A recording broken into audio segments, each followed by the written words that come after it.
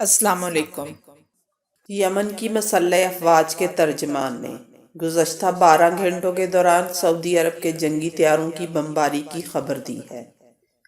ان حملوں میں بہت سے یمنی شہری شہید اور زخمی ہو چکے ہیں۔ سعودی عرب اور اس کے اتحادیوں کے جنگی طیاروں کی بمباری میں اب تک 16,000 سے زائد یمنی شہید ہو چکے ہیں۔ سعودی قیادت کو یہ اندازہ تھا کہ اس کی سرزمین کو نشانہ نہیں بنایا جا سکتا، مگر یہ خام خیالی تھی۔ سعودی عرب میں تیل کے انفراسٹرکچر پر حملے کے حوالے سے سعودی قیادت نے جو رد عمل ظاہر کیا ہے وہ اس بات کا غماز ہے کہ انہیں بھی اندازہ ہو چکا ہے کہ آئل انفراسٹرکچر کو کسی بھی وقت آسانی سے نشانہ بنایا جا سکتا ہے۔ سعودی عرب نے سلامتی پر اب تک غیر معمولی اخراجات برداشت کیے ہیں۔ سعودی عرب میں امریکی فوج بھی موجود ہے۔ یمن کے حوثی باغیوں نے سعودی عرب کی تیل کی تنصیبات پر حملوں کا فوری طور پر کریڈٹ لیا تھا۔ ان کا دعویٰ تھا کہ ان حملوں میں 10 ڈرون استعمال کیے گئے، اور سب سے بڑھ کر یہ کہ یہ حملے سعودی عرب میں موجود بعض لوگوں کی مدد سے کیے گئے۔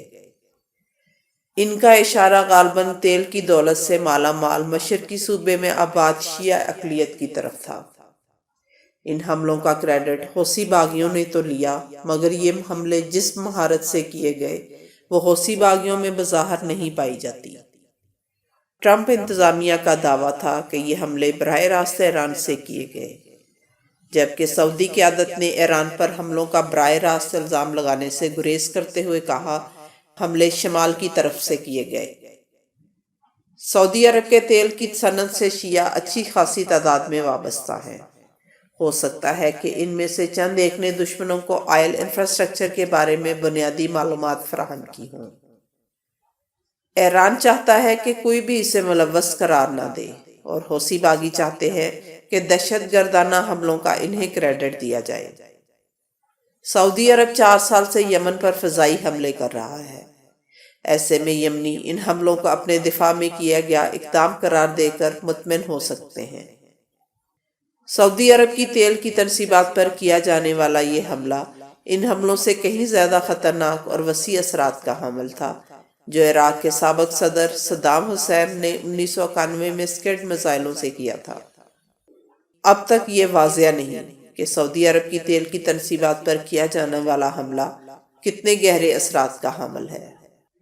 امریکی حکام کہتے ہیں کہ سعودی قیادت کو ان حملوں سے غیر معمولی صدمہ پہنچا ہے، اور نجی گفتگو میں اسے 9/11 کی طرز کا حملہ قرار دیا جا رہا ہے۔ سعودی عرب نے 1991 کے بعد سے اب تک اپنے دفاع کو ناقابل تسخیر بنانے پر غیر معمولی اخراجات برداشت کیے ہیں۔ امریکہ سے پیٹریاٹ میزائلوں کی بٹالین سعودی سرزمین پر موجود ہے۔ پرنس سلطان ایئر بیس پر پیٹریاٹ میزائل نصب ہیں۔ اس کے باوجود دشمن حملہ کرنے میں کامیاب رہا۔ یہ گویا ایئر ڈیفنس کے حوالے سے کیا جانے والے انتظامات کی ناکامی ہے۔ یہ ثابت ہو گیا کہ امریکی پیٹریاٹ میزائل غلط سمت میں نصب کیے گئے تھے۔ امریکہ نے 9/11 پر غیر معمولی رد عمل ظاہر کیا۔ سعودیوں نے تیل کی تنصیبات پر حملوں کے حوالے سے ویسا رد عمل ظاہر نہیں کیا۔ اس کا بنیادی سبب یہ ہے کہ ان کے پاس سیریس آپشنز نہیں ہیں۔ سعودی قیادت چاہتی ہے کہ اس کی جنگ امریکہ لڑے۔ CIA کے سابق سربراہ اور امریکہ کے وزیر دفاع رابرٹ گیٹس کا برسوں پہلے کہا گیا یہ جملہ آج بھی حیران کرتا ہے کہ سعودی آخری امریکی سپاہی کے ختم ہونے تک ایران سے لڑنا چاہتے ہیں۔ یمن میں سعودی عرب کی جنگ اب تک ایک رونق خواب ثابت ہوئی ہے۔ سعودی عرب دلدل میں پھنس گیا ہے۔ یمن میں اب 2 واضح گروہ ابھر چکے ہیں۔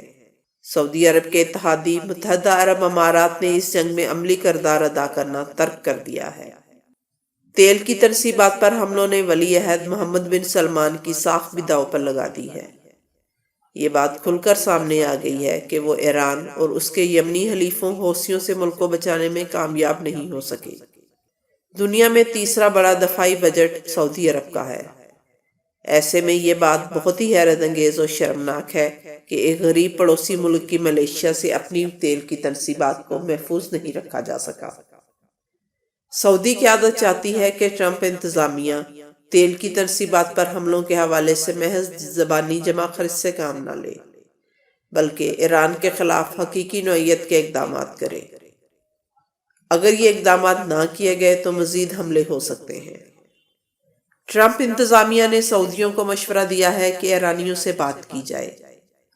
یہ تجویز خاصی شک کی نظر سے دیکھی گئی ہے۔ فی الحال تو یہ تجویز بالائے طاقت رکھ دی گئی ہے، تاہم کچھ ہی مدت میں یہ تجویز پھر ابھر کر سامنے آ سکتی ہے۔ یہاں یہ بات نظر انداز نہیں کی جا سکتی کہ حوثی باغیوں نے ایران اور متحدہ عرب امارات میں متحد ٹھکانوں پر حملوں کی دھمکی دی ہے۔ ان کا کہنا ہے کہ انہوں نے ابو ظہبی میں کئی مقامات کو نشانے پر لے رکھا ہے۔ یمن میں جاری جنگ کو ایران اپنے لیے ایک جواز کے طور پر لیتا ہے۔ سعودی عرب کو اس جنگ کی دلدل سے جتنی جلدی ممکن ہو نکل جانا چاہیے۔